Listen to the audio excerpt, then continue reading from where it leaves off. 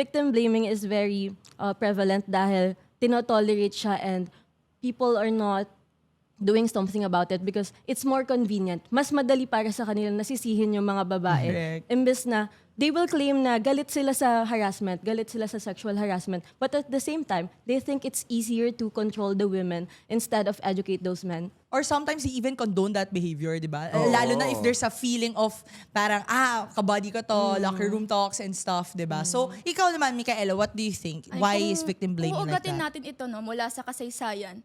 Simula nang dumating ang Espanyol sa ating bansa, doon nagsimula na tingnan yung mga kababaihan bilang mababa. Sa macho feudal na sistema kasi, ganun yung tingin na kapag babae ka, hawak ka ng lalaki, kontrolado ka Right. nila.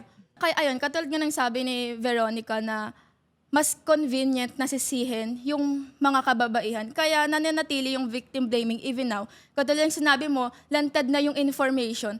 Pero kung ugatin kasi talaga din siya sa kasaysayan, nagsimula ito sa ibang bansa. Yes. Sa pangkaisipan nila na kung saan kapag may nabastos dahil sa pananamit, kasalanan nila yan. Yeah. Kaya nga noon, di ba, nung hindi tayo sinasakop ng pre-colonial era natin, Mga Kastila. sobrang layang magsuot ng mga babae at ang mga bakla, ang mga kababaihan, mataas ang tingin sa kanila. Correct. They Pero are dahil- leaders. Yes, yes.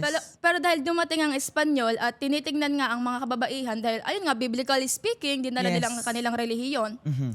Biglang hindi na naging magandang pagtingin sa mga kababaihan. Lagi silang nasa bahay, simbahan, they should serve men daw, dapat daw lagang pinaglilingkuran yung yung kalalakihan. Sinasabi rin na yung mga babae is mahina sila, so dapat nasa bahay lang. Pero when in fact, sobrang hirap maging housewife, sobrang hirap gumawa ng gawaing bahay. Yeah.